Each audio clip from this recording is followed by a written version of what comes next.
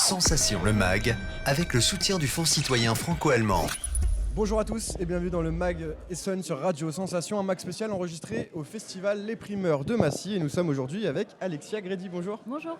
Alors dans un instant, Laurie Simonet de l'école de journalisme de Montpellier vous posera aussi quelques questions dans le cadre donc, d'un projet soutenu par le Fonds citoyen franco-allemand. Donc Alexia Grédy, vous êtes originaire de l'Alsace, Oui, tout à fait. de Mulhouse justement. Vous sortez donc votre premier album hors saison, un recueil de petites histoires. Alors quels sont les thèmes que vous abordez principalement dans vos chansons ? Alors j'avais envie de raconter ce qui nous lie un peu aux autres, que ce soit tout ce qu'on peut ressentir au contact de l'autre en fait. Donc c'est une sorte d'éventail de sentiments qu'on est amené à ressentir quand on rencontre quelqu'un d'inconnu. Et il peut s'agir de désir, de fantasme, de tendresse. Il y a aussi un sentiment d'abandon. J'ai essayé d'explorer un peu tous ces sentiments qu'on peut tous vivre au Alors contact des autres. pour ceux qui ne vous ont jamais écouté, comment est-ce que vous décririez votre style musical ? Oh, ça c'est très dur. Ça c'est une C'est une question piège. difficile. Ouais, ça c'est une question piège. Je sais pas comment le décrire. Souvent j'ai du mal d'ailleurs et je dis que c'est de la chanson française parce que je vois pas comment le décrire différemment. C'est des textes en français et c'est de la musique, un mélange de musique organique et de musique électronique. Donc c'est un peu. Donc vous revenez après 3 ans, donc c'était votre premier EP, L'Habitude, Ouais. c'était sorti il y a 3 ans. Combien de temps est-ce que vous avez travaillé sur ce nouvel album hors saison ? Et 3 ans. J'ai passé tout le temps en fait.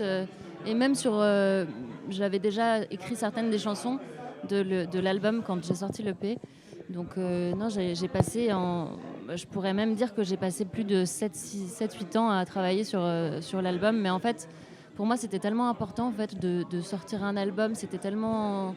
Je pensais jamais avoir C'est une l'occasion de le consécration un faire. petit peu, le premier album ? Donc, j'avais envie vraiment qu'il me plaise et de me dire vraiment j'aimerais qu'il me plaise toute ma vie. Alors je sais que c'est compliqué, mais j'ai mis vraiment tout le temps que j'ai pu pour être le plus contente possible et pour essayer d'en faire quelque chose que je pourrais aimer dans quelques années.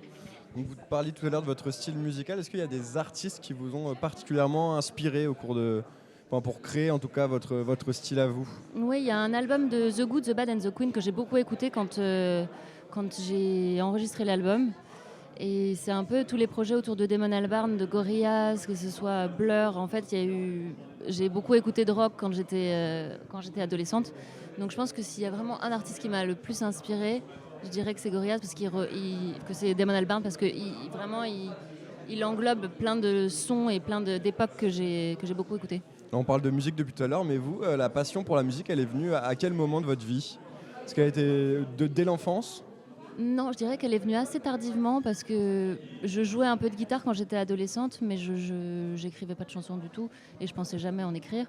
Mais c'est venu pendant mes études de droit, en fait, quand je suis partie de chez mes parents pour faire des études. J'étais un peu toute seule et je n'étais pas très forte là pour faire tous les trucs d'internet et tout, donc j'étais assez mauvaise et c'était ma façon de prendre du temps et de pouvoir faire des pauses. Et du coup, j'ai commencé vraiment à prendre goût à écrire des chansons à ce moment-là. Et c'est le moment de passer à l'interview un peu décalée avec Laurie Simonet. Alors, Bonjour. très simple, 2 propositions, c'est un tu préfères. Donc, vous allez choisir entre l'une ou l'autre et vous me dites ce que vous préférez. Donc, vous préférez la Alexia chanteuse ou la Alexia musicienne ? Oh là, c'est dur. Il y a du boulot dans les deux, hein, mais je dirais la musicienne. D'accord. Plus streaming ou vinyle ? Vinyle, Vinyle. L'habitude ou hors saison ? hors saison, forcément. Pourquoi ? Parce que c'est le dernier, c'est les chansons qui sont le plus récentes, donc c'est celle qui me touche là aujourd'hui le plus et que j'ai envie de porter le plus. Mais je chante des chansons de l'EP aussi sur scène, donc je les aime toujours beaucoup. Hein. Plus rock ou pop ? Rock, Bien. Instagram ou réalité ? réalité, beaucoup. Plus concert ou studio ? Concert. Pourquoi plus que studio ? Parce qu'en concert, il y a un truc qui est déjà... Le travail, il a été fait. Il y a quelque chose d'assez fascinant dans le fait de redécouvrir les chansons quand on les joue. On passe à une autre étape, en fait. Il y a la lumière, il y a qu'est-ce que le corps raconte. Donc pour moi, c'est le niveau 2 du jeu, quoi. Plus 2017 ou 2022 ? 2022. Le baiser de Souchon ou Fantaisie militaire de Bachung ? Fantaisie militaire, je crois. Quiche-Lorraine ou Flammekuche ? Oula, flamme-cuche. Guichet fermé au stade de la Méno ou un guichet fermé à Paris-Bercy ? Pour votre concert, bien sûr. Allez, Paris-Bercy. Paris-Bercy quand même. Françoise Hardy ou la grande Sophie? Françoise Hardy. Un poster de Trezeguet sur son mur ou un disque d'or sur son mur? Très aiguë. Est-ce que vous pouvez nous expliquer Oui, pourquoi Trezeguet parce que... pourquoi ce Trezeguet? En fait, il y avait une Coupe du Monde où il avait raté un penalty. C'était contre l'Italie, je crois. En 2006. En 2006, tout à fait. Et je sais pas, moi j'étais hyper triste pour lui. Je voulais lui écrire des lettres, quoi. Tout le monde disait oh mon Dieu, il a raté ce penalty, ça nous a disqualifiés. Je sais pas. Du coup, j'avais une tendresse et j'adore le sport. Enfin, j'ai toujours été très impressionnée par les parcours de sportifs comme ça, ces carrières un peu fulgurantes. Donc j'avais un poster dans ma chambre. Ça ne dépasse, ça va pas plus loin que ça, mais Très bien. Comment te dire adieu ou le temps de l'amour de Françoise Hardy? le temps de l'amour. Diabolomante ou Diabolo Grenadine? Diabolomante. Et amour ou humour? Les deux, on peut mélanger, non? Je sais pas, à vous de me dire. On mélange. Allez. Merci beaucoup Loris pour toutes Eh ces, ben, de rien. ces Merci questions. beaucoup. Alexia, on est donc au primeur de Massy. Ici, les premiers albums sont mis à l'odeur.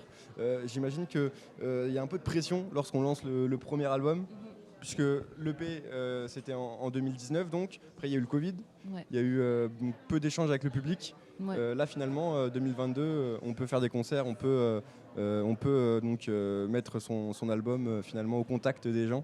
Complètement, c'est trop bien, c'est trop chouette de pouvoir jouer ces chansons. Je prends chaque concert comme une opportunité vraiment pour me faire plaisir et c'est génial de pouvoir partager ça avec des gens, même si parfois il y a moins de monde que d'autres, parfois il y a plus de monde, mais juste le fait de pouvoir les chanter, de pouvoir partager, que ce soit avec 2-3 personnes ou des centaines de personnes, des milliers de personnes, c'est toujours une sensation différente et c'est ce que j'aime le plus. Alors, je vais revenir sur le titre de l'album, Ouais. Hors saison. Ouais. Pourquoi ce choix ?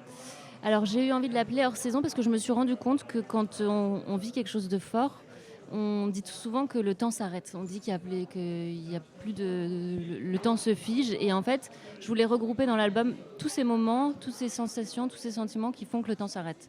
C'était un peu l'idée derrière hors saison. Et donc, qu'est-ce qui vous attend maintenant pour la suite ? Quels sont vos objectifs, vos envies pour la suite ? De continuer à le jouer. Et là, on sort un maxi de remix. En fait, j'ai toujours beaucoup aimé la production musicale et je trouve ça assez fascinant de pouvoir prendre un morceau et d'en faire quelque chose de complètement différent. Donc j'ai eu envie de le confier à des artistes que j'aime beaucoup et qui en ont fait 4 lectures, dont une version en italienne. Je me suis prêtée au jeu de la traduction et j'aime beaucoup. Je crois que ça se faisait beaucoup dans les années 70 et 60. Ils retraduisaient tous leurs albums et je trouvais ça rigolo de le faire pour une chanson. Et au moment où on enregistre cette émission, donc vous allez bientôt monter sur scène, donc ce soir à Massy. Comment est-ce que vous vous préparez juste avant de monter sur scène ? Est-ce qu'il y a un petit peu de trac ? Est-ce que vous avez un rituel particulier ? Ouais, après je suis tout le temps en retard. Du coup, je fais tout vite. Je fais cette liste, vite, on mange un truc. Donc c'est un peu... je fais tout dans le désordre et puis on arrive un peu les ébouriffés sur scène et voilà. Merci beaucoup Alexia Grédy d'avoir été avec nous. Merci à vous. Merci. Merci beaucoup. Ne soyez pas en retard, ce Non. serait dommage Merci. pour le concert. Et nous on se quitte donc, je rappelle que le premier album Hors saison est disponible partout et on se quitte avec un petit extrait sur Radio Sensation. Merci beaucoup. Merci. Sensation le mag, avec le soutien du Fonds citoyen franco-allemand.